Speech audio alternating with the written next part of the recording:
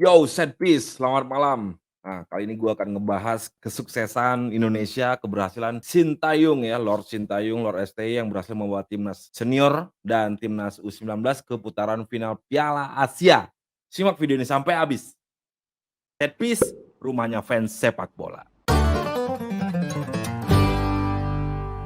Yo, untuk pertama-tamanya gua ngucapin selamat ya, dan gua salut banget sama Coach STY, coach kita semua ya. Gua rasa lagi trending banget, harum banget nama STY di publik, sepak bola tanah air. Gue kagum banget kinerja dari STY bahwa nggak mudah loh Bro, nggak gampang untuk menangani, timnas dengan 3 kelompok umur yang berbeda. Dalam waktu yang bersamaan, sekaligus artinya. U19, U23, dan timnas senior. Bahkan menurut gua nggak banyak pelatih di dunia ini yang bisa melakukan ini ya, apalagi nih garis bawah, negara Indonesia bukan, negara yang memiliki prestasi di sepak bola. Kalau fans banyak, kalau pecinta sepak bola banyak di Indonesia.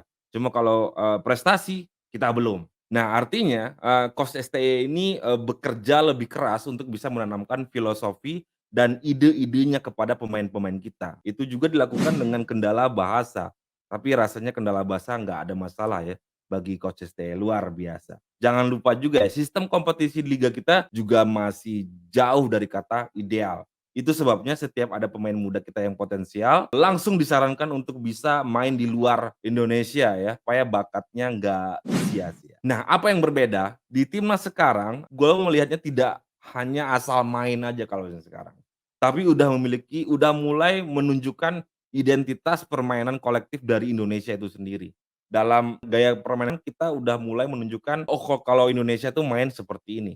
Bahkan memiliki beberapa variasi taktik ya, kayak gitu. Jika kita ketemu sama tim yang lemah dari kita, timnas selalu pede untuk bisa menguasai bola dan lebih bermain dengan taktis, nge-build up serangan dengan percaya diri.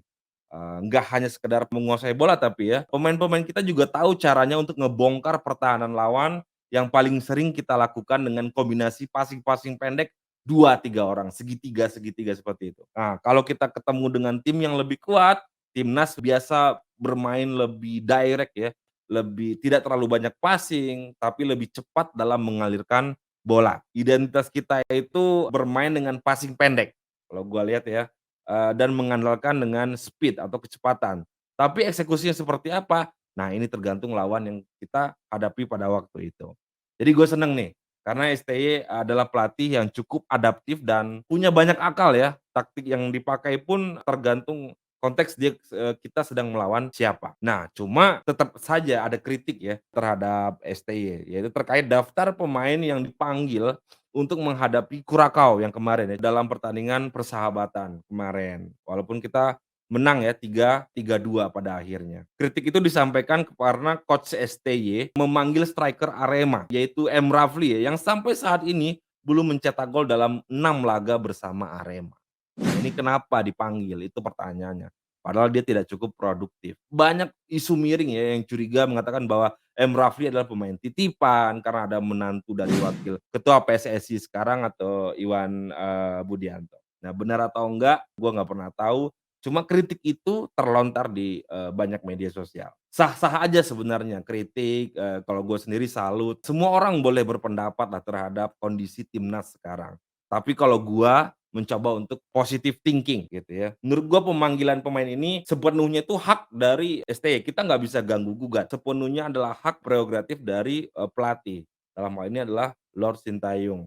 Bisa jadi ini kaitannya dengan kebutuhan taktik STY ya, yang akan diterapkan seperti apa. Gua kasih contoh nih, Oliver Giroud di timnas Prancis saat juara Piala Dunia 2018 sama sekali tidak mencetak gol. Tapi Giroud bisa tetap berkontribusi buat Prancis pada saat itu. Ia tugasnya waktu itu sebagai pemantul bola ya, pemantul bola dan pengecoh untuk rekan-rekan lain yang mencoba memanfaatkan space tersebut. Hal ini juga bisa terjadi dengan, pemanggilan M. Rafli. Karena ia memiliki postur yang cukup tinggi sekitar 180, ya bisa saja dia dipasang STY di sana sebagai pemantul bola dan sebagai penarik bek-bek lawan. Dia juga memiliki banyak potensi loh, masih cukup muda. Atau contoh terbaru ya dari pelatih timnas Inggris Gareth Southgate yang tetap memanggil Luke Shaw, Ben Chilwell, dan Harry Harry Maguire. Maguire ke dalam skuad timnas Inggris untuk Nation League ya. Ketiga pemain ini sebenarnya sama sekali nggak perform di klubnya, tapi tetap dipanggil. Nah, gua nggak ngomongin hasilnya ya, tapi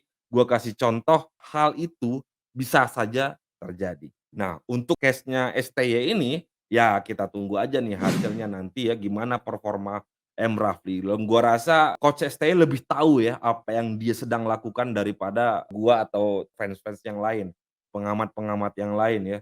Supaya, apa ya, supaya Indonesia nggak bertemu negara dari Asia terus.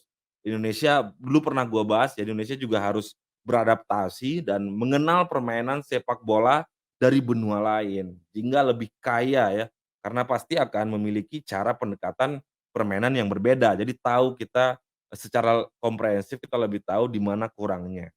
Bahkan isunya ini Indonesia akan bertemu negara-negara dari benua Amerika, seperti Honduras atau Bolivia. Itu perlu Bro, perlu sekali. Nah gimana menurut Setpiser, performa Sintayong menangani timnas Indonesia saat ini? Sudah tepat atau belum kira-kira, STY memanggil M. Rafli ke timnas? Apakah ini hanya kebutuhan taktik atau ada alasan lainnya? Silakan tulis di kolom komen ya.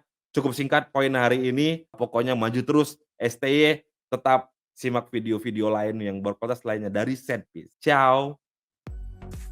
Jangan lupa like and subscribe, pencet loncengnya, jadi kita upload, teman-teman tahu. Jangan lupa follow akun TikTok dan IG kita di Setpiser. Dan bagi yang belum subscribe, silakan subscribe, like, komen, dan juga tonton video-video ini karena biasanya akan ada bagi-bagi giveaway ya bro ya.